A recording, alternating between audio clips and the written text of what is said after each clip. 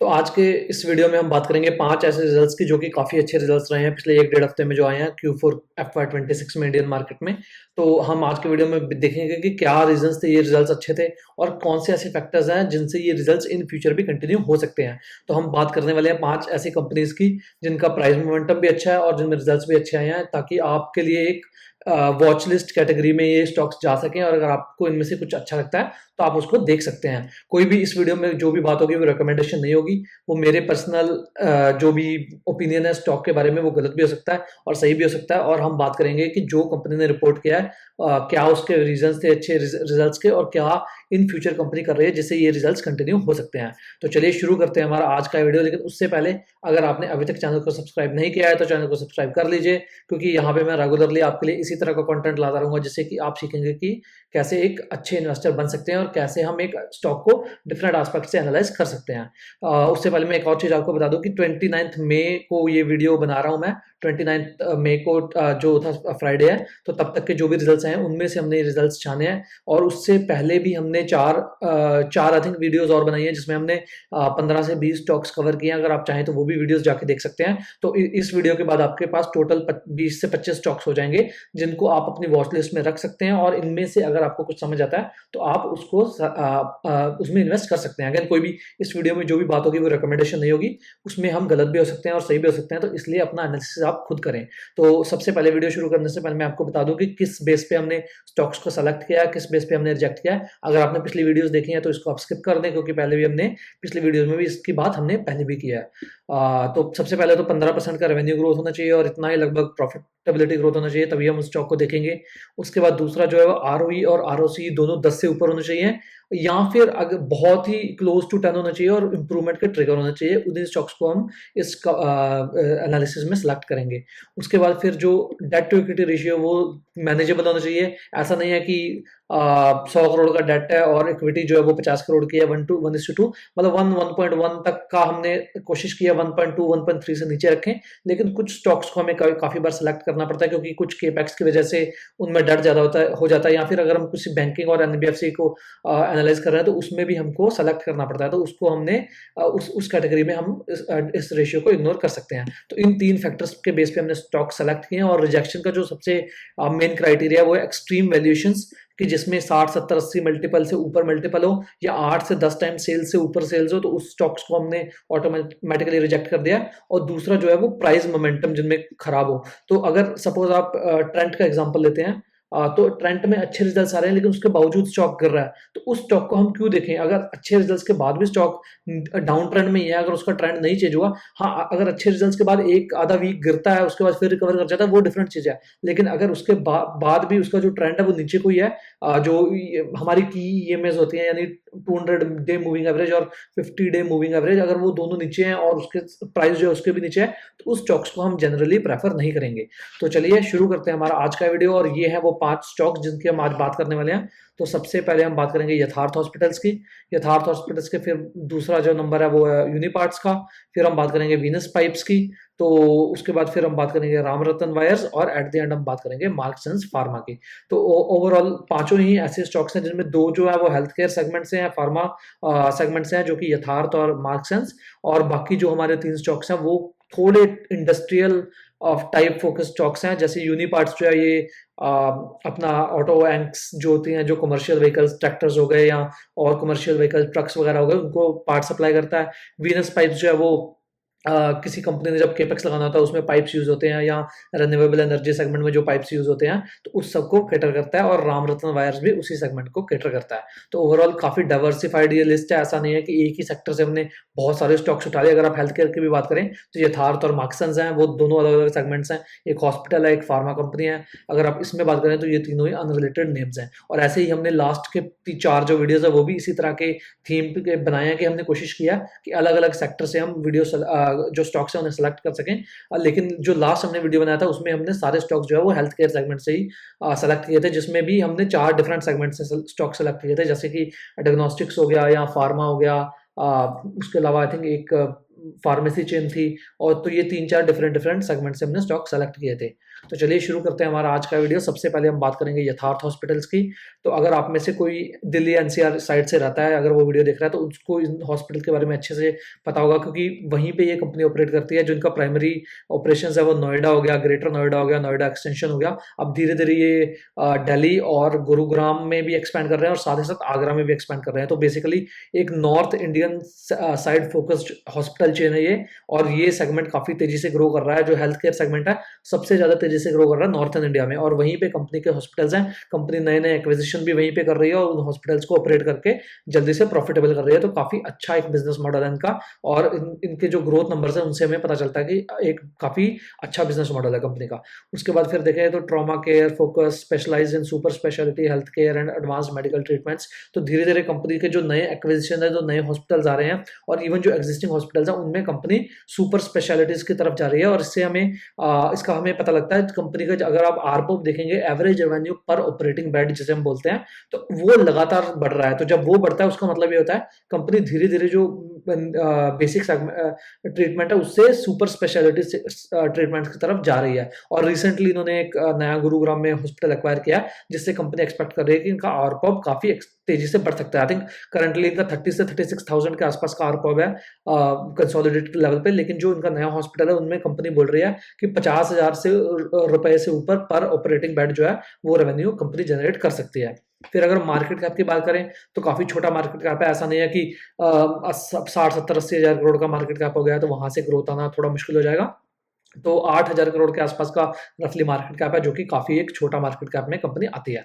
फिर current price trend अगर हम देखें, तो स्टेज 2 अप ट्रेंड में है। यहाँ पे अगर मैं इनका प्राइस चार्ट दिखाऊँ आपको, तो यहाँ देखिए थोड़ा सा ये करेक्शन आया था, जब यहाँ पे 2025-26 के आसपास, जो शुरुआत के आसपास मार्केट करेक्ट हुआ था, तो उसमें ये थोड़ा सा करेक्शन था। लेकिन अब दोबारा से ये स्टॉक ऊपर को चल दिया है। हालांकि रिजल्ट्स के बाद इनका स्टॉक जरूर गिरा है, तो हमें देखने वाली बात होगी कि किस तरह से आने वाले 1-2 वीकों में स्टॉक परफॉर्म करता है, क्योंकि रिजल्ट्स अच्छे थे। पैट लेवल पे थोड़ी सी ग्रोथ कम थी, उसका भी हम बात करेंगे क्यों था वो वैसा। तो उससे पहले हम बात कर लेते हैं कि ग्रोथ रेट्स क्या हैं। तो सबसे पहले तो 3 साल का पैट सीएजीआर 39% का, 3 साल का रेवेन्यू सीएजीआर 36% का। एक्सेप्शनल ग्रोथ है यहाँ पे। कंपनी एक्विजिशन से ग्रो कर रही है लगातार। नए जो कई हॉस्पिटल्स हैं जिनमें कोई प्रॉब्लम चल रही है, तो उनको कंपनी एक्वायर करती है सस्ते दाम पे, और उनको वो प्रॉफिटेबल बनाती है। तो काफी एक अच्छा बिजनेस मॉडल है, और काफी तेजी से ये ग्रो कर सकता है, क्योंकि अगर अपना नया हॉस्पिटल लगाने जाएंगे, तो उसमें काफी टाइम चला जाएगा। तो ये काफी अच्छी स्ट्रेटेजी है। आप देखने वाली बात होगी किस तरह से ये इसको आने वाले फ्यूचर में स्केल कर पाते हैं। लेकिन जो पैट की बात करें, तो Q4 में 15.4% का पैट ग्रोथ था, डिस्पाइट की जो इनका रेवेन्यू ग्रोथ था वो 47% था, और पैट ग्रोथ जो Q3 में है वो 41% का था। तो पैट ग्रोथ में यहाँ पे थोड़ी सी गिरावट जरूर रही है। उसका रीजन क्या है कि इन्होंने रिसेंटली 1-2 हॉस्पिटल एक्वायर किए थे, तो वो अभी प्रॉफिटेबल नहीं है। वो नियर टू ब्रेक इवन है, या थोड़े से मार्जिनली प्रॉफिटेबल है। उस वजह से इनका इबिट्टा अगर आप यहाँ पे देखें, तो ऑपरेटिंग प्रॉफिट मार्जिन जिसे हम बोलते हैं, 23% रह गया, जो कि Q4 ऑफ FY25 में 25% था। तो इस वजह से इनका ऑपरेटिंग लेवल पे उतनी तेजी से ग्रोथ नहीं है। और उसका एक और रीजन देखें कि डेप्रिसिएशन देखें, पहले 13 करोड़ का था, अब वो 30 करोड़ का हो गया। तो नए हॉस्पिटल एक्विजिशन की वजह से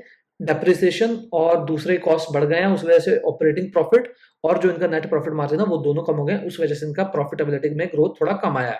लेकिन जैसे-जैसे नए हॉस्पिटल जो है वो प्रॉफिटेबल होंगे, जैसे-जैसे वो कॉस्ट डिस्ट्रीब्यूट होगा, तो ऑपरेटिंग लेवरेज काफ़ी अच्छे से प्ले आउट कर सकता है। अगेन कंपनी का गाइडेंस है कि आई थिंक ये आने वाले 1 से 2 सालों में ये 23% का जो EBITDA मार्जिन है, ये मे बी 27 से 28% तक जा सकता है। अगर ऐसा होता है, तो प्रॉफिटेबिलिटी लेवल पे काफ़ी तेज़ी से ग्रोथ आ सकती है। तो ये एक कारण था इनका प्रॉफिट कम होने का। लेकिन अगर आप रेवेन्यू लेवल पे देखें, तो काफ़ी एक्सेप्शनल ग्रोथ है कंपनी की। मतलब 30% के आसपास का सीएजीआर कंपनी कर रही है।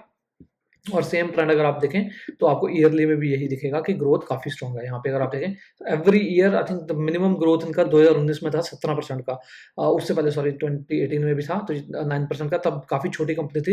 लेकिन आप रेवेन्यू देखें किस तरह से 71 करोड़ का रेवेन्यू जो था 2017 में, वो 1200 करोड़ का कर दिया कंपनी ने। और 3 करोड़ का जो पैट था, वो 170 करोड़ का हो गया है। तो काफ़ी तेज़ी से कंपनी ग्रो कर रही है। और अगेन ये 28 से जो 27-28% का मार्जिन है, ये कंपनी दोबारा अगर यहाँ पे जाती है, तो ग्रोथ आने वाले फ्यूचर में काफ़ी तेज़ी से आ सकता है। उसके बाद फिर अगर हम कंपनी के डेट टू इक्विटी में देखें, तो डेट फ्री है कंपनी। इन्होंने आईपीओ के बाद सारा डेट अपना पे ऑफ कर दिया था। आई थिंक इनकी बैलेंस शीट पे कैश भी है। अगर हम बैलेंस शीट पे यहाँ पे देखते हैं जाके, तो अदर एसेट्स में तो ये देखिए 263 करोड़ का कैश है। और उसके सामने डेट की अगर हम बात करें, तो वो भी अराउंड 250 करोड़ के आसपास का, तो नेट लेवल पे डेट फ्री है कंपनी।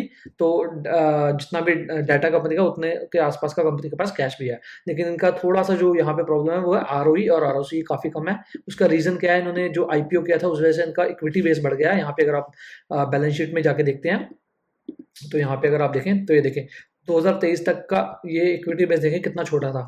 उसके बाद जब आईपीओ आया तो ये सीधा 800 करोड़, फिर 1500 करोड़ और फिर ये 1684 करोड़। तो यहाँ पे इन्होंने एक दो आईपीओ के बाद भी एक बार फंड रेज किया था, तो एक या दो बार, तो उस वजह से इनका बुक वैल्यू काफी तेजी से बढ़ गया और वही रीजन है कि इनका आरओई और आरओसी आपको आज के डेट में थोड़ा डिप्रेस नजर आएगा। लेकिन जैसे जैसे अब नए हॉस्पिटल जो इन्होंने एक्वायर किए हैं, जैसे जैसे वो स्केल करेंगे, जैसे जैसे नई जो कैपेसिटी है वो लेके आएंगे, वैसे वैसे इनका आरओई और आरओई भी यहाँ आरओई सी और आरओई दोनों भी यहाँ से इंप्रूव होगा। उसके बाद फिर यहाँ पे अगर हम देखें तो कंपनी ने क्या गाइड किया, operational highlights include a significant ramp up of new facilities in New Delhi and Faridabad, which now contributes approximately 11% of total revenue. With current capacity of over 3,200 beds and a clear trajectory towards 5,000 beds within next 3 years, the group is positioning itself a dominant tertiary and quaternary healthcare provider in North India. So focusing on high realization payer mix and advanced clinical specialties. तो basically company आज के date में 3200 bed है company के पास, और आने वाले ये 3 सालों में गाइड कर रहे हैं कि 5000 बेड्स तक जा सकते हैं। और आज के डेट में भी इनका ऑक्यूपेंसी रेट आई थिंक 60% के आसपास है। तो काफी एक्सेप्शनली तेजी से ग्रोथ आ सकती है आने वाले फ्यूचर में यहाँ पे इस कंपनी में, और जो कि हम पास्ट में भी देख रहे हैं कि किस तरह से ये एक्वायर करके हॉस्पिटल लगातार ग्रो कर रहे हैं। और रिसेंटली इन्होंने दिल्ली में भी एक और गुरुग्राम में एक नया हॉस्पिटल हॉस्पिटल जो वो एक्वायर किया और उसको ये धीरे धीरे प्रॉफिटेबल यहाँ से बनाने की कोशिश कर रहे हैं। फिर अगर हम देखें, management is actively shifting the payer mix to reduce reliance on government scheme in favour of cash, TPA and international patients. तो पहले इनका प्रॉब्लम क्या था, यहाँ पे अगर मैं दिखाऊं एक इनका, कि जब पहले इनका स्टॉक करेक्ट हुआ था तो यहाँ पे अगर इनका कैश फ्लोज देखें तो ये देखें तो 2024 में इनका कैश फ्लो नेगेटिव हो गया था। गवर्नमेंट से रेवेन्यू पे डिपेंडेंस की काफ़ी ज़्यादा थी, उस वजह से इनका कैश फ्लो यहाँ पे नेगेटिव हो गया था। लेकिन अब पिछले 2 सालों में इन्होंने कैश फ्लो काफ़ी इंप्रूव किया और कंपनी एक्सपेक्ट कर रही है जो नए इन्होंने हॉस्पिटल एक्वायर किए उनसे ये गवर्नमेंट रिलेटेड स्कीम से जो अपना रेवेन्यू आता है उसको कम करेंगे। आज के डेट में अगर आप देखें तो 35% जो रेवेन्यू गवर्नमेंट स्कीम से आता है, कंपनी का टारगेट है कि अगले 2 साल में ये 25% तक ले जाना चाहते हैं, और इन फ्यूचर भी शायद ये यहाँ से और कम करना चाहते हैं। फिर जो दूसरा इनका ट्रिगर है ग्रोथ का इन फ्यूचर, वो international outreach. Company is focusing on middle east, CIS and African markets, becoming the exclusive hospital partner for upcoming Noida international airport at जवार is expected to be major catalyst for medical value travel। तो जो भी बाहर से लोग travel करते हैं middle east country से, अफ्रीकन साइड से इंडिया में इलाज करवाने के लिए, तो उसके लिए कंपनी ने जो अपना हॉस्पिटल है, जो अपकमिंग एयरपोर्ट है नोएडा में, उसके पास हॉस्पिटल है इनका, तो उसका ये उस एयरपोर्ट का ये ऑफिशियल मेडिकल जो पार्टनर है वो बना है, तो उस वजह से इनमें वहाँ पे काफ़ी तेज़ी से ग्रोथ आ सकती है। फिर अगर हम देखें तो यहाँ पे जो हमने 5000 बेड्स की बात कर दी, फिर the company has seeded a new cluster in Gurugram by acquiring an ultra modern under construction super specialty hospital। तो अभी रिसेंटली इन्होंने एक नया गुरुग्राम में हॉस्पिटल एक्वायर किया, उसकी बात यहाँ पे कंपनी कर रही है। उसके बाद यहाँ पे 200 करोड़ का टोटल एक्विजिशन है और ये अगले साल अप्रैल 2027 में ऑपरेशनलाइज होगा। फिर यहाँ पे अगर हम देखें तो आरपोब इससे कंपनी एक्सपेक्ट कर रही है कि 50,000 रुपए से ऊपर का आरपोब कंपनी यहाँ से कर सकती है। उसके क्योंकि आज के डेट में आई थिंक इनका आरपोब अराउंड 36 यहाँ पे अगर डेटा होगा तो 3600 ऐसा कुछ आरपोब है इनका। तो आरपोब इनका जो एवरेज हॉस्पिटल्स है उनमें आरपोब थोड़ा कम है आज के डेट में, और ये कंपनी एक्सपेक्ट कर रही है यहाँ से 50,000 जब जाएगा तो ओवरऑल जो ब्लेंडेड आरपोब है यानी एवरेज रेवेन्यू पर ऑपरेशनल बेड वो उनका हाई जाएगा और वहाँ से ग्रोथ आ सकता है। इसका आप ऐसे एग्जांपल है, सपोज आज के डेट में कंपनी के पास 100 बेड्स हैं, अगर कंपनी के 60 ऑपरेशनल्स हैं और 60 बेड ऑपरेशनल है, तो जो 40 आने वाले इन फ्यूचर उनमें जब जैसे जैसे पेशेंट ऑक्यूपेंसी रेट बढ़ेगा पेशेंट्स का, तो वैसे वहां से ग्रोथ आएगी। और साथ ही साथ अगर उनमें पर बेड का जो पहले कंपनी अगर सपोज जो 60 बेड है उनमें पहले 100 रुपए कमा रही थी, अगर वो अब 110 कमाएगी तो जो इंक्रीमेंटल ग्रोथ है वो काफी तेजी से आ सकता है। तो ये एक काफी बड़ा चीज है जो इन फ्यूचर कंपनी के लिए ऑपरेटिंग लेवरेज में हेल्प करेगा। फिर यहाँ पे अगर हम देखें तो कंपनी ने यहाँ पे गाइड किया फिर से ये 5,000 बेड की जो उसमें है 70% कंपनी एक्वायर करेगी और 30% जो अपनी ग्रीन फील्ड है वो लगाएगी, यानी कि 3200 बेड ऑलरेडी हैं, 1800 आने वाले हैं, तो उनमें से 1800 में से लगभग 1200 1250 के आसपास एक्विजिशन करेगी और 500 के आसपास 550 के आसपास जो है वो अपने बेड्स लगाएगी। तो यहाँ पे फिर कंपनी ने जो भी गाइड किया है उसके बाद यहाँ पे अगर आप देखिए working capital debtor days improved to 112 days in FY26। उसका रीज़न क्या है कि गवर्नमेंट मिक्स से कंपनी चेंज हो रही है, तो जो प्राइवेट प्लेयर्स हैं या जो अपने आप कैश पे करते हैं तो उनका इंस्टेंट पेमेंट आ जाता है, गवर्नमेंट का पेमेंट काफ़ी बार अटक जाता है और कंपनी एक्सपेक्ट कर रही है कि आने वाले साल में यानी FY27 में ये 90 से 95 डेज में ला सकती है। तो यहाँ से कैश कन्वर्जन जो है कंपनी का और इम्प्रूव होगा और कंपनी की बैलेंस शीट और ज़्यादा स्ट्रांग हो सकती है यहाँ से। उसके बाद फिर अगर हम देखें management remains confident in achieving a consolidated revenue growth of over 36% in FY27। की drivers will include the majority of new Delhi and Faridabad units expected to break even in H2 of FY27. The full year contribution from Agra facility and continued improvement in specialty mix, particularly in oncology and robotic surgeries. तो company का जो इन्होंने next year का target दिया 36% का revenue growth का target दिया है, और अगर इनका जो नए इन्होंने हॉस्पिटल एक्वायर किया उनमें थोड़ी सी प्रॉफिटेबिलिटी इंप्रूव होती है तो इनका प्रॉफिट जो ग्रोथ है वो काफ़ी तेजी से अगले साल आ सकता है। यानी अगर 36% से ये रेवेन्यू ग्रो करते हैं तो शायद may be around this number और अराउंड 40% के आसपास का पैट ग्रोथ आ सकता है नेक्स्ट ईयर। तो ओवरऑल काफ़ी सारे ट्रिगर्स हैं इस कंपनी में ग्रोथ के। अब हमें देखने वाली बात होगी कि किस तरह से कंपनी इसको एग्जीक्यूट करती है।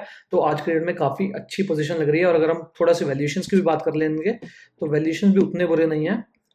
अगर आप काफ़ी सारे हॉस्पिटल्स देखते हो, ये देखें 5 साल का एवरेज तो हम लगा नहीं सकते क्योंकि ये 23 में इनका IPO आया था, हाँ तो अभी 3 साल हुए हैं। तो आज के डेट में 43 टाइम्स का पी रेशियो है। पीक में ये 53 गया था और सबसे नीचे ये 24 गया था, तो ओवरऑल इतना बुरा नहीं है। अब 40% का ग्रोथ, 40% का पी उतना खराब नहीं है।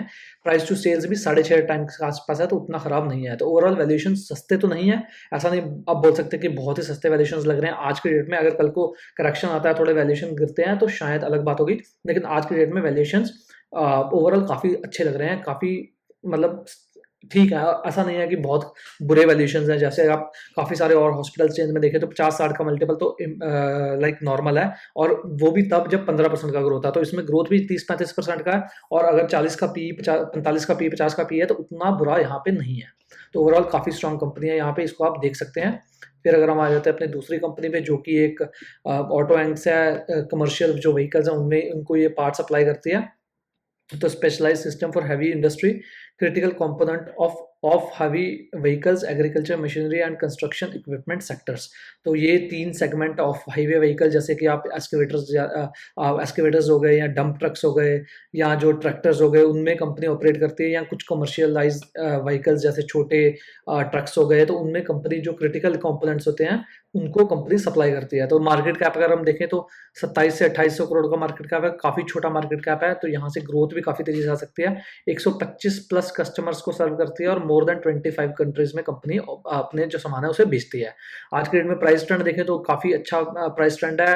IPO के बाद इनमें गिरावट आई थी, इनके जो स्टॉक प्राइस था उसमें। तो यहाँ पे अगर हम यूनी पार्ट्स में जाके देखें,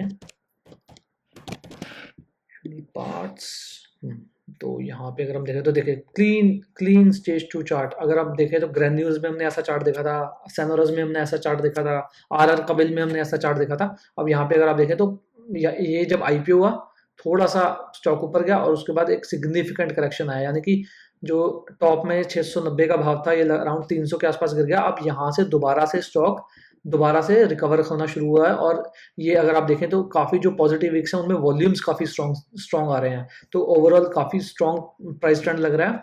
फिर अगर हम देखें इनकी बात करें फंडामेंटल्स की, तो 124% का रेवेन्यू ग्रोथ है FY26 के Q4 में, और 87% का पैट ग्रोथ था FY26 के Q3 में।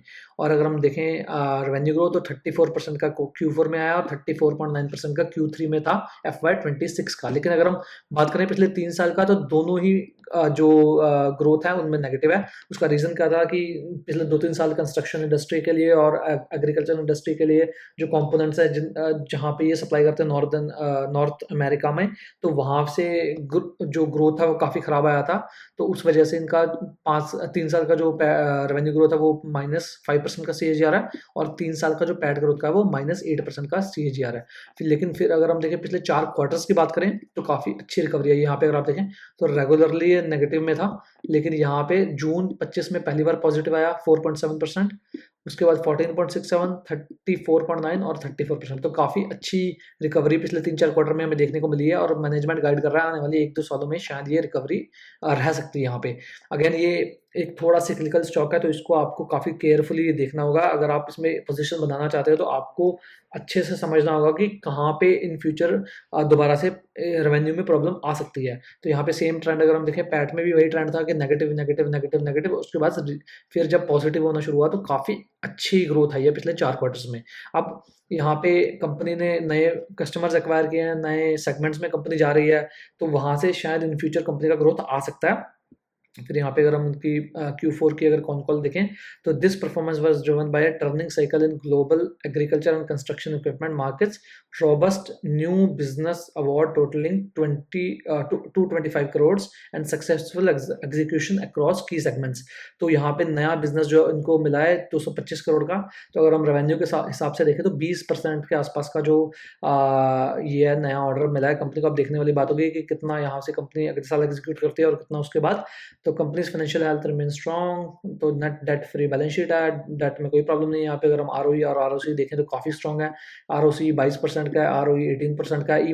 इवन दो कि जो पिछले 1-2 साल खराब रहे हैं उसके बावजूद भी इनका आरओई और आरओसी में कोई दिक्कत नहीं आई। डेट टू इक्विटी रेशियो काफ़ी स्ट्रॉन्ग है। तो सिक्लिकल स्टॉक्स जब आप देखते हैं तो आपको सबसे पहले उसमें देखना है कि डेट बहुत ज़्यादा ना हो, क्योंकि जब डेट बहुत ज़्यादा होगा तो जब डाउन टर्न आएगा तो कंपनी सर्वाइव नहीं कर पाएगी, उसको डेट का जो इंटरेस्ट है वो नहीं दे पाएगी। तो वो एक प्रॉब्लमेटिक चीज़ होती है, और वो एक काफ़ी अच्छी चीज़ है इसमें कि डेट लेवल पे कंपनी डेट फ्री है, और आई थिंक इनके बुक्स में कैश भी है 200 कुछ करोड़ का। यहाँ पे अगर हम देखें तो बोरोइंग्स में, तो यहाँ पे एक आपको बोरोइंग्स दिख रही है 92 करोड़ की, लेकिन उसके सामने उनके पास कैश काफ़ी ज़्यादा है और 47 करोड़ का। और यहाँ पे अगर आप इन्वेस्टमेंट्स देखें तो ये भी एक कैश है, और 252 करोड़ का कैश है, कैश एंड कैश इक्विवेलेंट, और उसके सामने 92 करोड़ का डेट है। तो डेट लेवल पे कंपनी डेट फ्री है, और साथ ही साथ 200 करोड़ के आसपास का कंपनी की बुक्स पे कैश भी है, और कैश जनरेशन कंपनी का काफ़ी स्ट्रॉन्ग है। तो इन फ्यूचर कंपनी जो भी केपेक्स करना चाहती है वो इंटरनली फंड कर सकती है। Management has expressed a positive outlook for FY27, anticipating growth in line with FY26 levels। तो FY26 में अगर हम फुल ईयर का ग्रोथ देखें तो फुल ईयर का ग्रोथ अपना 21% का तो कंपनी एक्सपेक्ट कर रही है कि आने वाले FY27 में भी इसके आसपास का ग्रोथ आ सकता है। अब कोई नंबर नहीं दिया यहाँ पे, क्योंकि एट द एंड ये सिक्लिकल इंडस्ट्री है, तो काफ़ी मुश्किल रहता है मैनेजमेंट के लिए भी गाइड करना कि कितना हम ग्रोथ कर पाएंगे, क्योंकि जैसे जियो पोलिटिकल सिचुएशन चल रही है इस टाइम, ईरान और यूएस का वॉर चल रहा है, तो हमें नहीं पता कि क्या इन फ्यूचर कुछ और ख़राब हो सकता है। तो उससे ये कंपनी ज़रूर इम्पैक्टेड होगी, लेकिन इसीलिए आपको इस ऐसी कंपनी को काफ़ी केयरफुली स्टडी करना चाहिए। अगर आप इसमें इन्वेस्ट करना चाहते हो तो आपको काफ़ी केयरफुल रहना है, और आपको समझना है कि कहाँ पे आपको स्टॉक को बेचना भी है। क्योंकि यहाँ पे अगर आप देखें तो जब आईपीओ के बाद करेक्शन शुरू हुआ तो लगभग 50-60% स्टॉक ऐसे ही गिर गया, और अगर आप पीई देखें तो पीई बहुत सस्ता था वहाँ पे। आज के डेट में पीई जो है वो 17 टाइम्स है, तो पीई वहाँ पे बहुत ही सस्ता था। Even market cap to sales कोई बहुत महंगा नहीं था। तो आप ऐसे स्टॉक में वैल्यूएशन पे रिलाय नहीं कर सकते, क्योंकि अगर साइकिल चेंज होता है तो ऐसे स्टॉक की काफ़ी बुरी तरीके से पिटाई हो सकती है। तो यहाँ पे कंपनी गाइड कर रही है कि नॉर्थ अमेरिका और यूरोप में जो इंडस्ट्री साइकिल है वो इम्प्रूव हो रहा है, तो शायद यहाँ से इन फ्यूचर कंपनी का जो ग्रोथ है वो अच्छा आ सकता है। फिर यहाँ पे अगर हम कंस्ट्रक्शन इक्विपमेंट की बात करें, continues to offer strong visibility, North American demand is supported by investment in data centres, advanced manufacturing and digital infrastructure. Europe has passed its cyclical low with compact equipment serving as a bright spot.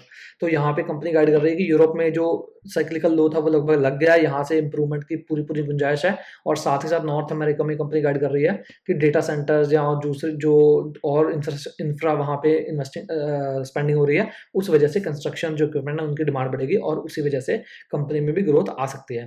फिर यहाँ पे small agriculture की अगर हम बात करें, जिसमें company काफ़ी ज़्यादा सप्लाई करती है, North America is on recovery path led by livestock and dairy production with an estimated 5% growth in FY27। Europe is showing early signs of stabilisation while Indian market remains stable pending monsoon outcome।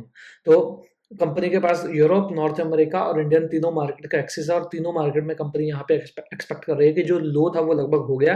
अब शायद आने वाले 1 से 2 साल यहाँ पे अच्छे हो सकते हैं, क्योंकि सिक्लिकल स्टॉक में हमेशा 1 से 2 साल का साइकिल होता है या कई बार 3 साल का साइकिल होता है और उसके बाद फिर से 1-2 साल का खराब साइकिल होता है। तो शायद यहाँ पे हम एक टर्निंग साइकिल के फेज़ में हैं। अब देखने वाली बात होगी कि आने वाले क्वार्टर्स में किस तरह से कंपनी का परफॉर्मेंस रहता है।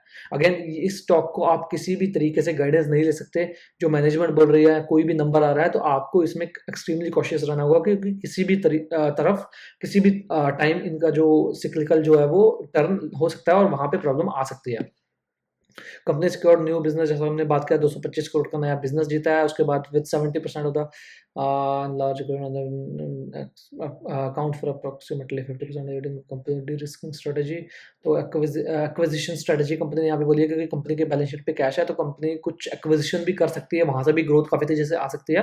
Unipart has evaluated approximately a dozen targets since its IPO. Management maintain a strict framework. Target must add a meaningful third platform, be a manageable in size and be ROE and EPS assertive. तो कोई भी management जब ROE की बात करती है कि ROE जो वो नया एक्विजिशन करेंगे वो ROE assertive होना चाहिए, तो वो एक अच्छी चीज़ होती है कि कंपनी जो इन फ्यूचर टारगेट कर रही है उसको सिर्फ रेवेन्यू ग्रोथ के लिए टारगेट नहीं कर रही है, इसलिए कर रही है कि कंपनी अपना जो बिजनेस है उसे और स्ट्रॉन्ग करना चाहती है। तो ये एक अच्छा साइन है कि कंपनी मीनिंगलेस जो मीनिंगलेस एक्विजिशन नहीं कर रही है सिर्फ टॉप लाइन ग्रो करने के लिए। कंपनी का फोकस है कि वो ईपीएस भी ग्रो करें और साथ ही साथ आरओई भी वहाँ पे अच्छा हो, तो ये एक अच्छा साइन है। ये हमें अगर यहाँ से कोई अच्छा एक्विजिशन करता है तो वहाँ से भी यहाँ पे ग्रोथ काफ़ी तेजी से आ सकती है। यहाँ पे अगर आप देखें तो मैनेजमेंट ने बोला भी है, we do not want to do something just for the sake of being able to say that we have made an acquisition, we do take our capital allocation very seriously. तो ये काफ़ी अच्छा sign है कि management को capital allocation समझ आता है और इस ऐसी कंपनी को आप ज़रूर देख सकते हैं कि जिनको कैपिटल एलोकेशन समझ आता है। तो फिर अगर हम बात करते हैं अपनी कंपनी नंबर 3 की, जो कि है वीनस पाइप्स। तो वीनस पाइप्स भी आईपीओ के बाद इनमें काफ़ी अच्छी रैली आई, उसके बाद काफ़ी धुलाई पिटाई हुई स्टॉक की। फिर ये जैसा कि नाम से पता लगता है कि स्टेनलेस स्टील स्पेशलिस्ट, जो स्टेनलेस स्टील पाइप्स होते हैं, उसके साथ साथ ट्यूब्स और फिटिंग्स का जो सामान है वो सब कंपनी सप्लाई करती है।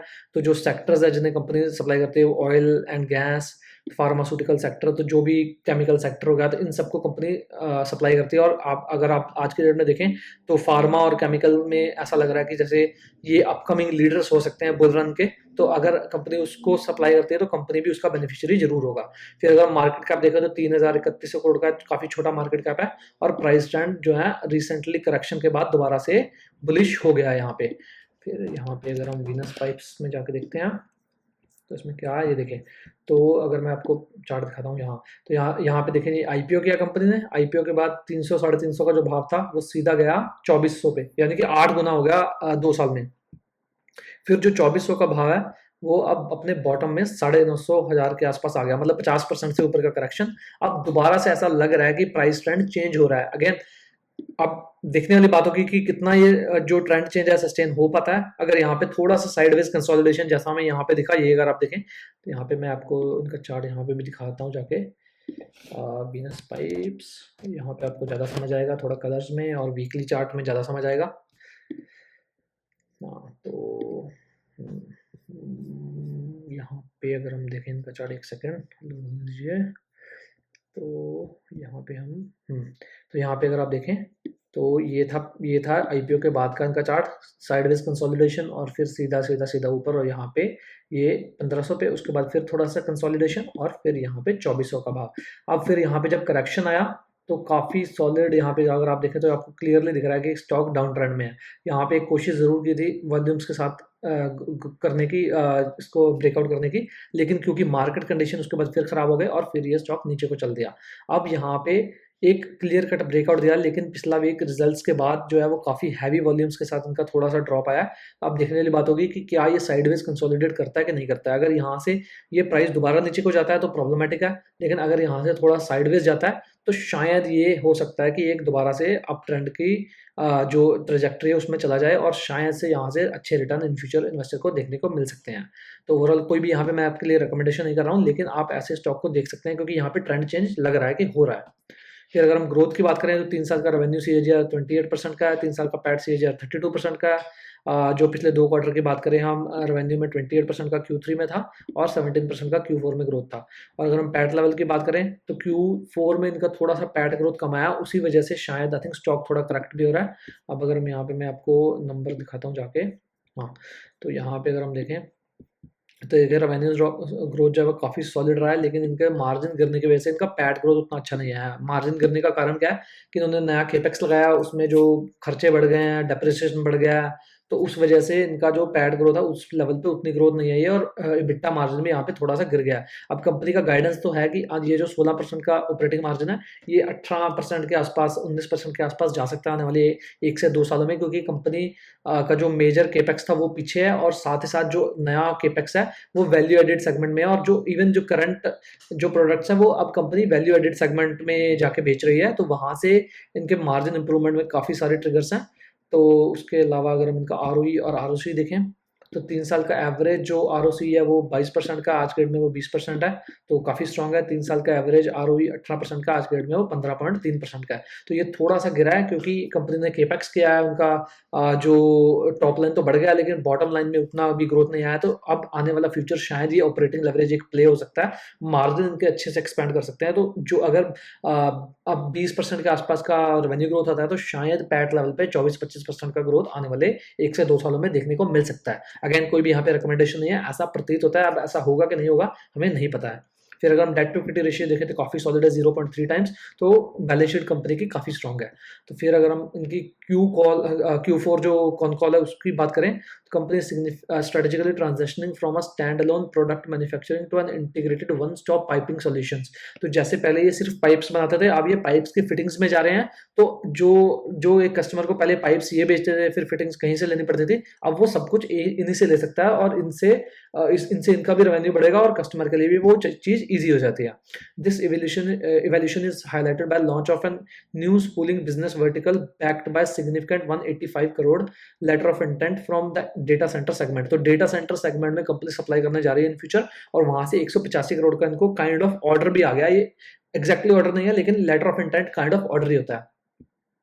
Looking towards FY27, management has guided a minimum of 20% volume growth and progressive expansion of EBITDA margin, targeting 18% by FY28। जैसा हमने बात किया, कंपनी मार्जिन इंप्रूवमेंट की बात कर रही है और साथ ही साथ मिनिमम 20% वॉल्यूम ग्रोथ की बात कर रही है। अब वॉल्यूम ग्रोथ में कंपनी अगर सपोज अपना प्रोडक्ट मिक्स इंप्रूव कर देती है, सपोज जो पहले वो 100 रुपए का एवरेज सामान बेचती था, वो 105 रुपए का एवरेज सामान बेचेगी, तो इनका रेवेन्यू ग्रोथ जो है वो 22 से 24% तक आ सकता है आने वाले साल 1-2 सालों में। और अगर इनका मार्जिन वहां से इंप्रूव होता है तो पैट ग्रोथ और EBITDA ग्रोथ और तेजी से आ सकता है। This growth is underpinned by expanded capacities in seamless pipes। तो seamless pipes इनका एक kind of value added segment है, एक इनका welded pipes है।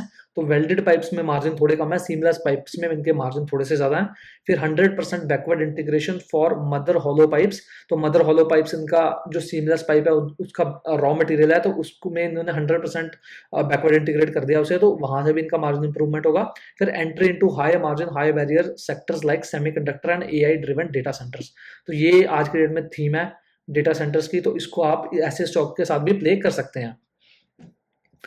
फिर अगर हम बात करें एक्सपोर्ट परफॉर्मेंस, तो कंपनी ने बोला कि export accounted for 30% of total revenue in FY26, growing 18% YOY despite temporary softness in Middle East due to regional conflicts. तो जो अभी ईरान और US का वॉर चल रहा है, उस वजह से मिडिल ईस्ट में थोड़ी सी सॉफ्टनेस थी, लेकिन उसके बावजूद कंपनी ने अच्छा ग्रोथ दिखाया एक्सपोर्ट में, और कंपनी एक्सपेक्ट कर रही है कि जैसे ये प्रॉब्लम थोड़ी सॉल्व होती है तो शायद यहाँ पे थोड़ा और इम्प्रूवमेंट आ सकता है। तो यहाँ पे कंपनी के पास अगर कैपेसिटी की बात करें तो वेल्डेड पाइप्स में 60 से 65% यूटिलाइजेशन पे, तो यहाँ पे यूटिलाइजेशन बढ़ सकता है। सीमलेस में ये ऑलरेडी कंप्लीट यूटिलाइजेशन के आसपास है, तो यहाँ से शायद उतना जो इनका यूटिलाइजेशन है वो ना बढ़े। फिर अगर हम बात करें यहाँ पे, अगर आप देखें तो सीमलेस में अपनी जो सीमलेस पाइप्स जो कि इनका वैल्यू एडेड सेगमेंट है, उसमें कंपनी कैपेसिटीज बढ़ा रही है।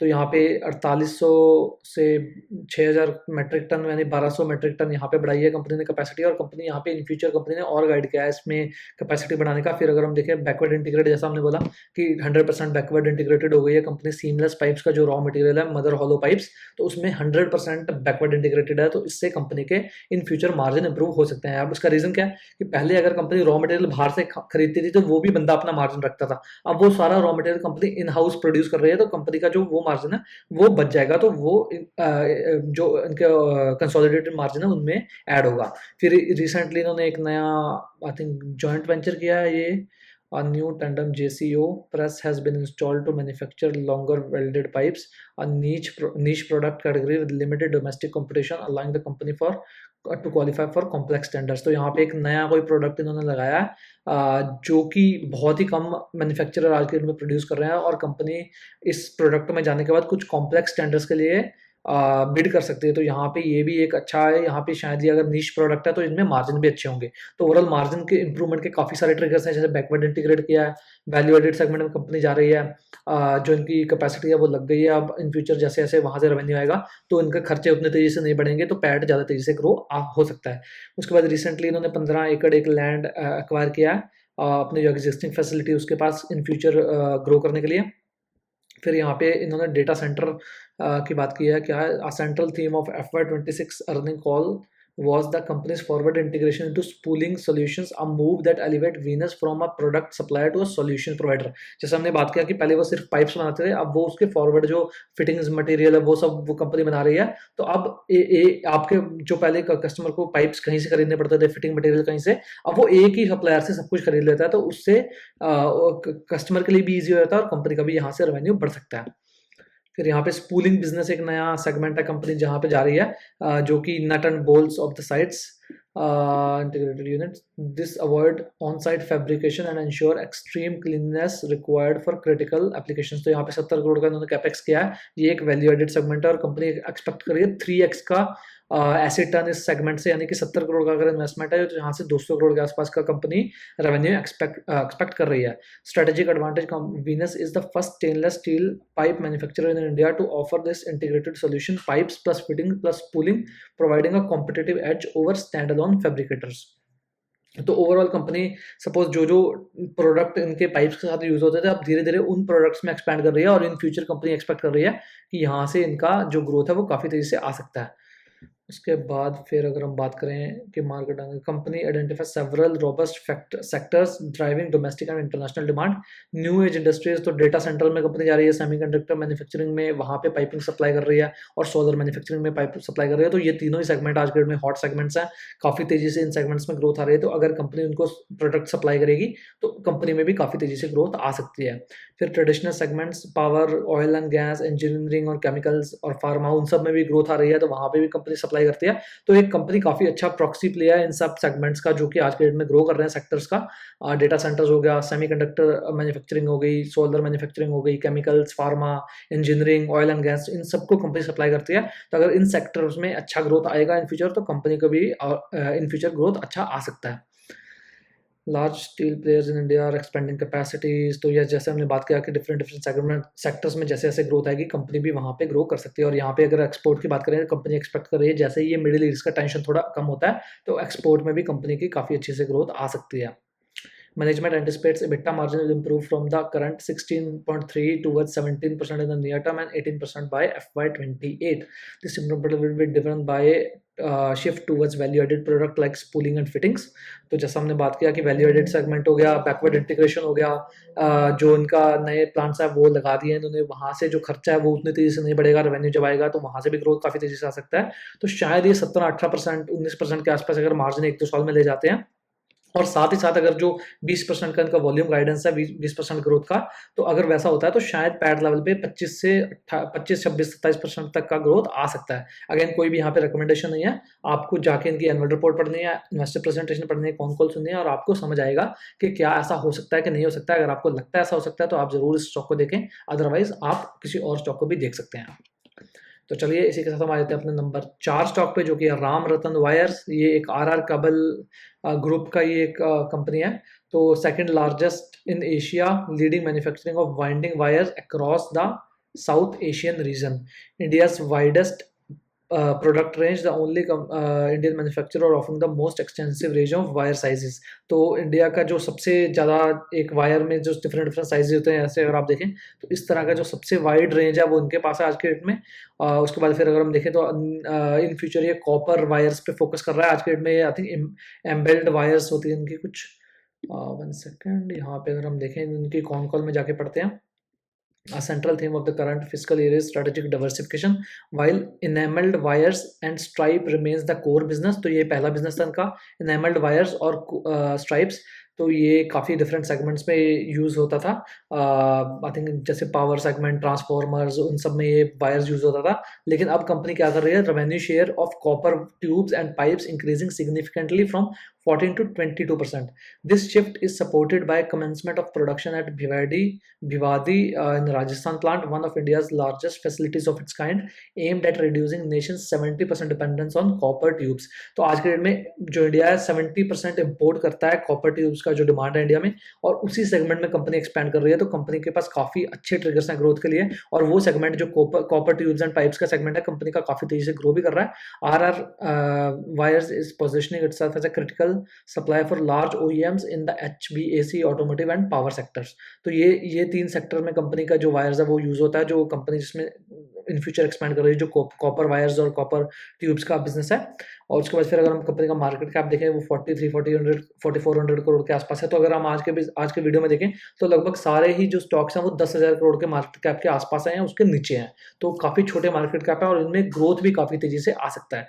तो अगर प्राइस ट्रेंड देखें तो price trend strong stage 2 trend में है। रिसेंटली हालांकि रिजल्ट के बाद इनका भी स्टॉक गिरा है, तो हमें देखने वाली बात होगी कि क्यों गिरा है और क्या है वो जल्दी रिकवर करता है कि नहीं करता है। फिर अगर हम ग्रोथ रेट्स की बात करें, 117% का पैट ग्रोथ Q4 में, 106% का Q3 में, रेवेन्यू ग्रोथ 83% का Q4 में और 44% का Q3 में। काफ़ी स्ट्रॉन्ग ग्रोथ नंबर्स हैं कंपनी के।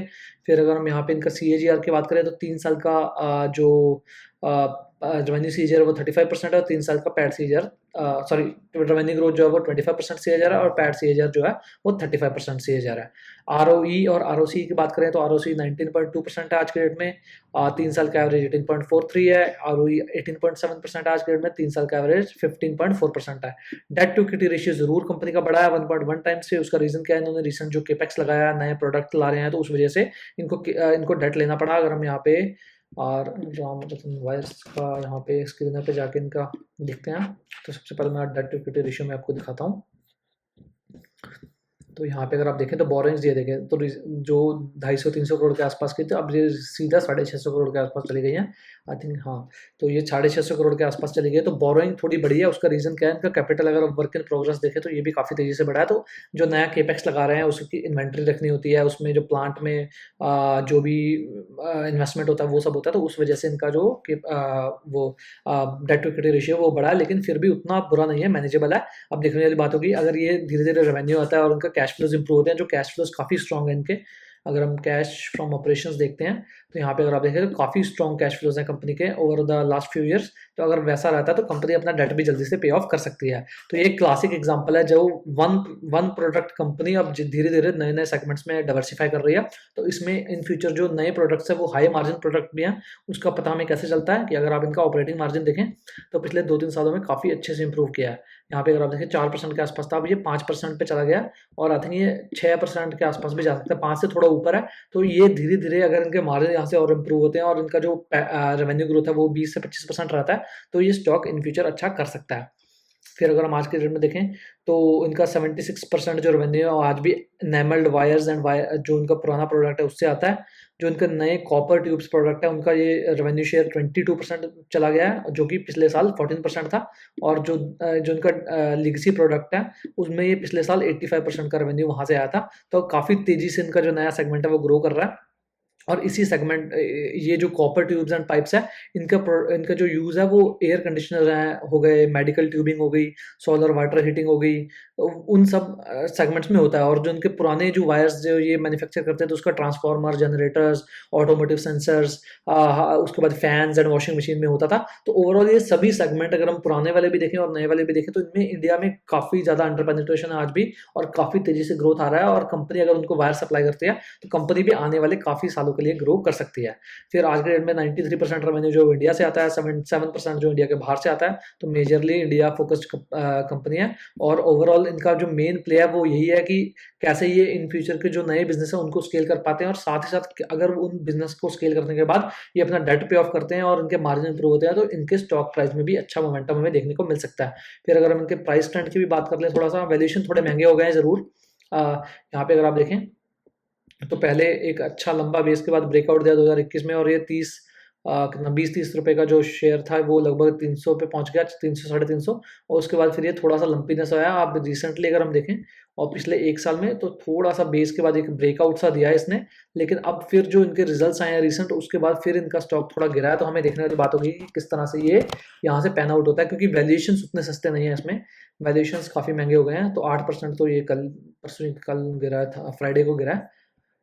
हाँ, तो यहाँ पे अगर आप देखें तो काफ़ी हैवी वॉल्यूम्स के साथ ये लास्ट वीक में गिरा है। तो ये एक देखने वाली बात होगी कि इसके बाद अगर स्टॉक यहाँ से और करेक्ट होता है तो शायद वहाँ से प्रॉब्लम हो सकती है। लेकिन अगर थोड़ा-सा ऐसा फिर से हमें कंसोलिडेशन मिल जाता है तो वो एक अच्छा इंटरेस्टिंग बाइंग पॉइंट बन सकता है। अगेन कोई भी यहाँ पे रिकमेंडेशन नहीं मैं कर रहा हूँ, लेकिन अगर आपको ये स्टॉक समझ आता है तो आपको भाव के हिसाब से उसमें इन्वेस्ट करना है। ये नहीं कि अभी जाके इन्वेस्ट कर दें और अगर स्टॉक यहाँ से 15% करेक्ट हो जाए तो नो वन नोज़ कि हो सकता है, क्योंकि थोड़ा-सा यहाँ पे काफ़ी स्ट्रॉन्ग मूव आया था। यहाँ पे अगर आप देखें तो 300 का जो स्टॉक था वो सीधा 500 के आसपास पहुंच गया विद इन 1 डेढ़ महीना। तो ऐसा जब होता है तो शायद काफ़ी बार एक साइडवेज कंसोलिडेशन हमें चाहिए होता है, जहाँ से स्टॉक इतना ज़्यादा करेक्ट ना करे। तो यहाँ से आप वेट कर सकते हैं ऐसे स्टॉक को, क्योंकि थोड़ा-सा एलिवेटेड लग रहा है आज के डेट में। फिर इसी के साथ हम आ जाते हैं अपने आज के लास्ट स्टॉक पे, जो कि है मार्क्सन्स फार्मा। ये एक जैसा कि फार्मास्यूटिकल बिजनेस है जो कि ओवर द काउंटर ड्रग्स और prescription drugs across multiple therapeutic categories, जैसे कि काफ़ी सारी ऑन्कोलॉजी हो गई, पेन मैनेजमेंट हो गया। पेन मैनेजमेंट का सबसे ज़्यादा जो शेयर इनका पेन मैनेजमेंट से आता है, तो वहाँ पे कंपनी सप्लाई करती है। उसके बाद देखें तो डिफरेंट डिफरेंट जोग्राफीज, जैसे नॉर्थ अमेरिका हो गया, ऑस्ट्रेलिया हो गया या यूरोप हो गया, उन सब कंट्रीज़ में कंपनी सप्लाई करती है। आज की डेट में 25 कंट्रीज़ में कंपनी सप्लाई करती है और धीरे-धीरे ये नई कंट्रीज़ में भी एक्सपैंड कर रही हैं। फिर मार्केट कैप की अगर हम बात करें तो 11 से 12,000 करोड़ के आसपास का मार्केट कैप है इनका, 11 साढ़े 11,000 करोड़ के आसपास का। और प्राइस ट्रेंड अगर हम देखें तो रिसेंटली एक अच्छा ब्रेकआउट दिया इन्होंने पोस्ट करेक्शन। जहाँ पे अगर मैं मार्क्सन्स का भी आपको चार्ट देख लेते हैं पहले हम, मार्क्सन्स फार्मा। तो यहाँ पे अगर आप देखें, हाँ, तो यहाँ पे अगर आप देखें तो एक अच्छा काफ़ी अच्छे यहाँ पे अगर आप कोविड के बाद एक करेक्शन आया, फिर यहाँ पे एक ब्रेकआउट आया और उसके बाद एक अच्छा रैली 7-8 गुना हो गया था यहाँ से stock with in couple of years. तो उसके बाद फिर यहाँ पे करेक्शन शुरू हुआ। उसका रीज़न क्या था करेक्शन का? यहाँ पे ग्रोथ थोड़ा स्लो डाउन हो गया था, वैल्यूएशन थोड़े महंगे थे और ओवरऑल मार्केट भी नेगेटिव था। लेकिन अब यहाँ पे अगर आप देखें तो कितने स्ट्रॉन्ग वॉल्यूम्स के साथ ये ब्रेकआउट हुआ है। अब आज के डेट में थोड़ा सा एलिवेटेड जरूर लग रहा है। अगर यहाँ पे थोड़ा सा कंसोलिडेशन होता है साइडवेज 2-3 हफ्ते ये थोड़ा साइड रहता है, तो उसके बाद शायद वो एक अच्छी अपॉर्चुनिटी हो सकती है बाइंग की। अगेन कोई भी रिकमेंडेशन नहीं है ये, आप एनालिसिस अपना खुद करें, क्योंकि ये देखें यहाँ पे भी इसने ब्रेकआउट दिया था, लेकिन यहाँ पे क्या मिसिंग था कि एक तो वॉल्यूम्स उतने स्ट्रांग नहीं थे और दूसरा इनमें ग्रोथ भी यहाँ पे उतनी स्ट्रांग नहीं थी। ग्रोथ यहाँ पे डिक्लाइनिंग फेज में थी, लेकिन अब पिछले 1-2 क्वार्टर में ग्रोथ थोड़ी इंप्रूव हुई है। तो शायद यहाँ से हमें लगता है कि दोबारा से स्टॉक अच्छा कर सकता है। अगेन कोई भी रिकमेंडेशन नहीं है ऑफकोर्स। उसके बाद फिर अगर हम देखें ग्रोथ रेट, तो Q4 में 64% का पैट ग्रोथ था, Q3 में ये 8% का था सिर्फ, Q4 में 20% का रेवेन्यू ग्रोथ था, Q3 में ये 10% का था। तो यही फेज था जब यहाँ पे थोड़ा सा ग्रोथ स्लो डाउन हुआ था, मार्जिन थोड़े कोलैप्स कर रहे थे, इनकी नई कैपेसिटी आई थी उस वजह से इनके मार्जिन कोलैप्स कर गए थे। तो वो रीज़न था कि कंपनी का स्टॉक प्राइस भी उतना अच्छा नहीं किया। 3 साल का अगर हम CAGR देखें तो 17% का रेवेन्यू CAGR और 16% का पैट CAGR दिखाया कंपनी ने। तो ओवरऑल CAGR काफ़ी अच्छा है। अब कंपनी का इन फ्यूचर टारगेट भी अराउंड 16% के आसपास का ही है। इससे अच्छा भी कर सकती है कंपनी, इससे खराब भी कर सकती है। देखने वाली बात होगी किस तरह से कंपनी डिलीवर करती है। डेट लेवल पे अगर हम देखें तो डेट फ्री है कंपनी। ROE थोड़ा सा कम है हिस्टोरिक लेवल से, 13.9 का 14.9 से। लेकिन क्योंकि इसका रीज़न क्या है कि इन्होंने नई कैपेसिटी लगाई है, उस वजह से इनका प्रॉफिटेबिलिटी थोड़ी सी डिप्रेस हो गई है पिछले 1 साल में।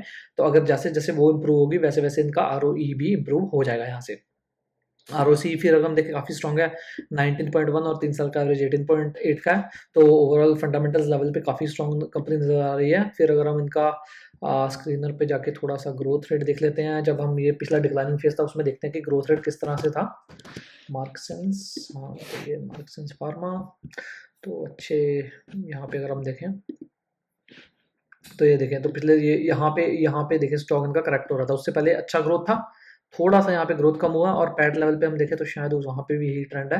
हाँ, वहाँ पे भी अगर आप देखें तो 16, 20, 25% के आसपास का ग्रोथ कंपनी कर रही थी, फिर अचानक से नेगेटिव 34%, 2%, 8% आ गई है, दोबारा से 64% की ग्रोथ पे आई है और स्टॉक ने भी ब्रेकआउट दिया। तो शायद यहाँ से कंपनी कंटिन्यू कर सके अच्छा मोमेंटम दोबारा से। और अगर हम प्राइस लेवल पे भी देखें तो PE 26 का है और प्राइस टू सेल्स भी देखें तो अराउंड 3.8 टाइम्स है, तो कुछ बहुत खराब नहीं है वैल्यूएशन, थोड़े से महंगे जरूर हैं लेकिन काफ़ी अच्छे हैं। अगर यहाँ से 16-17% का ग्रोथ आता है तो 20-22 का पी उतना खराब नहीं है, क्योंकि इनके पैट लेवल पे थोड़ा ज़्यादा ग्रोथ आ सकता है। अगर रेवेन्यू लेवल पे 16% के आसपास का ग्रोथ कंपनी दिखा देती है आने वाले 1-2 सालों में, तो पैट लेवल पे इनका ग्रोथ थोड़ा और ज़्यादा आ सकता है, क्योंकि मार्जिन इंप्रूवमेंट के कंपनी के पास काफ़ी सारे ट्रिगर्स हैं। फिर अगर हम देखें, company has successfully transitioned into a diversified global health care entity with strong growth drivers across regulated markets, particularly North America, which remain its largest and fastest growing region। तो north America इनका largest और fastest growing reason है। Cash balance देखें तो company के पास 990 करोड़ का cash है। Date level पे कंपनी डेट फ्री है। यहाँ पे कंपनी ने एक फंडिंग किया था। यहाँ पे अगर हम देखें तो शॉर्ट टर्म डेट है, लॉन्ग टर्म डेट है ही नहीं कंपनी के पास, 30 करोड़ का। फिर अगर हम कंपनी की कैश देखें तो 990 करोड़ का कैश है, तो फ्यूचर एक्विजिशन कर सकती है इस कैश से, तो काफ़ी स्ट्रॉन्ग पोजीशन में कंपनी बैलेंस शीट परस्पेक्टिव से। फिर अगर हम देखें geographic expansion, successfully enter into new markets including Germany, Canada and Ireland, alongside a strategic move into branded prescription generics in Australia. तो 3 मार्केट्स में कंपनी ने नई एंट्री मारी है, और जो ऑस्ट्रेलियन मार्केट है वहाँ पे कंपनी ब्रांडेड प्रोडक्ट में जा रही है, वहाँ पे मार्जिन कंपनी के अच्छे हो सकते हैं। फिर यहाँ पे अगर ग्रोथ टारगेट देखें तो 4,000 करोड़ का कंपनी ने रेवेन्यू गाइड किया है फिर अगले 2 सालों में। आज के डेट में 3,000 करोड़ के आसपास का रेवेन्यू आई थिंक इनका। हाँ, तो ये 3,000 करोड़ के आसपास का रेवेन्यू कंपनी कर रही है, और आने वाले 2 सालों में 4,000 करोड़ के आसपास कंपनी जाना चाहती है, तो वो कि वही लगभग 15 से 17% का रफली रेवेन्यू ग्रोथ। और अगर ऐसा रेवेन्यू ग्रोथ आता है, थोड़ा मार्जिन इंप्रूवमेंट होता है, तो पैट लेवल पे जो ग्रोथ है वो अराउंड 20-22% काइंड ऑफ आ सकता है। और उस हिसाब से अगर हम 25 का पी देखें तो उतना महंगा नहीं नजर आता है, तो काफ़ी अच्छी वैल्यूएशन पे कंपनी मिल रही है आज के डेट में। अगेन कोई भी रिकमेंडेशन यहाँ पे नहीं है ऑफकोर्स। फिर अगर हम देखें इनका नॉर्थ जो अमेरिका का मार्केट है, उसमें कंपनी ने क्या गाइड किया है कि 122 एसकेयू लॉन्च किए थे इन्होंने लास्ट ईयर। अब 51 जो है वो नए अगले साल में दोबारा कंपनी लॉन्च करने वाली है। उसमें इस सेगमेंट में 24% का ग्रोथ है। अगर हम Q4 की ना सॉरी FY26 की बात करें, तो इवन दो कि ये काफ़ी बड़ा सेगमेंट है कंपनी के लिए, फिर भी ये 24% का ग्रोथ काफ़ी अच्छा इंडिकेशन है।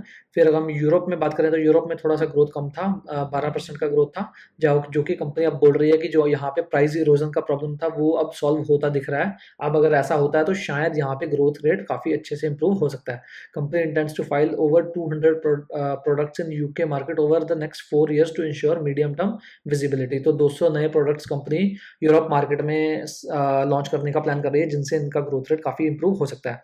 फिर अगर हम बात करें ऑस्ट्रेलिया में, management aims to reach 100 million revenue milestone in this region within 3 years, जो कि आज के डेट में 300 करोड़ का रेवेन्यू है। और अगर हम ऑस्ट्रेलियन डॉलर जो कि आज 68 के आसपास चल रहा है, उसके हिसाब से देखें तो 680 करोड़ तक का कंपनी रेवेन्यू ले जाना चाहती है। अगर ये यूएस के हिसाब से देखें तो फिर तो 900,000 करोड़ के आसपास का रेवेन्यू होगा, लेकिन इवन अगर आप ऑस्ट्रेलियन डॉलर के हिसाब से देखें तो ये डबल अगर ग्रोथ इसमें आता है, मतलब 24-25% से ऊपर का CAGR कंपनी आने वाले 2-3 सालों में यहाँ से देख रही है, जिसका रीजन है कंपनी ब्रांडेड जेनरिक्स में जा रही है। वहाँ पे एक तो पर जो यूनिट है वो रियलाइजेशन बेटर होते हैं, और साथ ही साथ मार्जिन बेटर होते हैं, तो शायद वहाँ से कंपनी ग्रो कर सकती है काफ़ी अच्छे से। फिर न्यू मार्केट जैसा हमने बात किया, जर्मनी और कनाडा में कंपनी ने रिसेंटली एंट्री मारी है, और वहाँ पे आज की डेट में कंपनी काफ़ी कम रेवेन्यू करती है, तो वहाँ से भी इनका ग्रोथ रेट काफ़ी ज़्यादा अच्छे से आ सकता है, और वहाँ पे भी मार्जिन्स कंपनी को अच्छे मिल सकते हैं। तो ओवरऑल ये भी देखने वाली बात होगी कि आने वाले 1-2-3 क्वार्टर में किस तरह से ये पैन आउट होता है। फिर अगर हम देखें तो कैपेसिटी की अगर हम बात करें तो कंपनी के पास 36 billion units across all facilities with current operational utilization of 13 to 14 billion units. मतलब 36 बिलियन का कैपेसिटी है, आज की डेट में वो 14 बिलियन के आसपास कर रहे हैं, मतलब लगभग 22 बिलियन का इनका आइडल कैपेसिटी पड़ा है। अगर जैसे जैसे ये ग्रोथ आती है तो ऑपरेटिंग लेवरेज काफ़ी हाई है इस कंपनी के लिए, तो मार्जिन इनमें काफ़ी तेज़ी से इंप्रूव हो सकते हैं। काफ़ी अच्छा साइन है ये, कि हमें देखने वाली बात होगी जैसे जैसे यहाँ पे ऑपरेटिंग लेवरेज प्ले आउट होता है, क्योंकि आज के डेट में सपोज कंपनी 36 बिलियन का वहाँ पे इनका कैपेसिटी है, लेकिन उसमें सिर्फ 14 बिलियन ही बेच पा रही है। तो उसमें अगर कल को ये 20 बिलियन या 25 बिलियन बेचेगी, तो उसमें ऐसा नहीं होगा कि फैक्ट्री का रेंट बढ़ जाएगा या जो मशीन और लगानी पड़ेगी, तो उनके पास ऑलरेडी वो कैपेसिटी है, तो इनका सिर्फ थोड़ा सा वेरिएबल कॉस्ट बढ़ेगा, और उसमें जो इनका रेवेन्यू है काफ़ी तेज़ी से ग्रो कर सकता है। तो ओवरऑल मार्जिन इनके काफ़ी तेज़ी से इन फ्यूचर ग्रो कर सकते हैं। आई थिंक इनके कितने आज के डेट में अगर Q4 की बात करें तो 23% पे मार्जिन चले गए हैं, तो शायद ये दोबारा से 24-25% की रेंज में जा सकते हैं ब्लेंडेड लेवल पे ईयरली मार्जिन। तो ये काफ़ी बड़ा ट्रिगर है कंपनी के इन फ्यूचर पैड ग्रोथ के लिए। यहाँ पे कंपनी ने गाइड किया, major capex cycle is largely complete with 131 crore spent in FY26। Future capex will focus on maintenance and specific machinery for new dosage forms.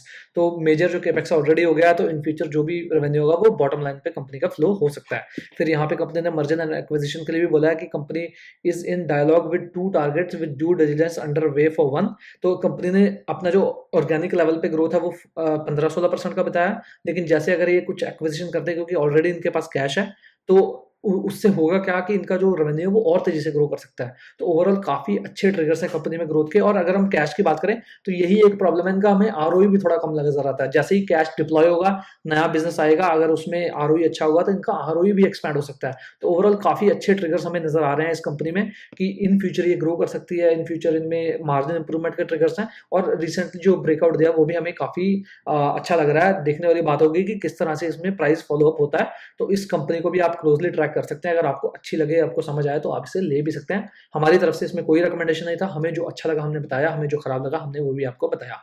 तो overall ये हमारे 5 बिजनेसेस थे जिनको हमने आज कवर किया। इसके अलावा हमने पहले 4 और वीडियोस बनाई है मैंने, जिसमें मैंने लगभग 18 या 19 नाम कवर किए हैं। अगर आप वो जाके देख सकते हैं। आप उनमें से भी अगर आपको कुछ स्टॉक अच्छे लगे, कुछ समझ आए, तो आप उनको शॉर्टलिस्ट करके अपनी वॉच लिस्ट में लगा सकते हैं। अगर आपको वो अच्छे लगे तो आप उन्हें ले भी सकते हैं। तो मेरा काम यहाँ पे था कि आपके लिए एक अच्छी वॉच लिस्ट क्रिएट कर सकूँ, जिससे कि आप जिसमें से अच्छे, अगर आपको कोई बिजनेस समझ आता तो आप उसे ले सकें। कोई भी मैं यहाँ पे रिकमेंड नहीं कर रहा हूँ आपको, मैं एक स्टॉक की पॉजिटिव और नेगेटिव्स आपको दोनों बता रहा हूँ कि क्या उनमें ट्रिगर्स हैं जिनसे ग्रोथ आ सकता है, क्या उनमें ट्रिगर्स हैं जिनमें इन फ्यूचर ग्रोथ को खराब भी कर सकते हैं, और क्या वैल्यूएशन सही है या नहीं है, प्राइस ट्रेंड किस तरह है। तो उन सब की बात हम इस वीडियो में कर रहे थे। तो अगर आपको वीडियो अच्छा लगा तो वीडियो को लाइक ज़रूर कीजिएगा और चैनल को सब्सक्राइब करना ना भूलें, क्योंकि इन फ्यूचर में मैं इसी तरह का वीडियोस लेके आता रहूँगा। और हम कोशिश करेंगे, अब जो हमने नाम कवर किए हैं, कोशिश करेंगे एक और वीडियो रिजल्ट्स पे करें, और उसके बाद फिर इन्हीं नाम्स में से कुछ स्टॉक्स को हम डिटेल में एनालाइज करें। तो अगर आपको वीडियो अच्छा लगा तो वीडियो को लाइक ना करना भूलें, और बहुत जल्द मुलाकात होगी एक और ऐसी वीडियो के साथ। तब तक के लिए रखिए अपना बहुत सा ख्याल। धन्यवाद।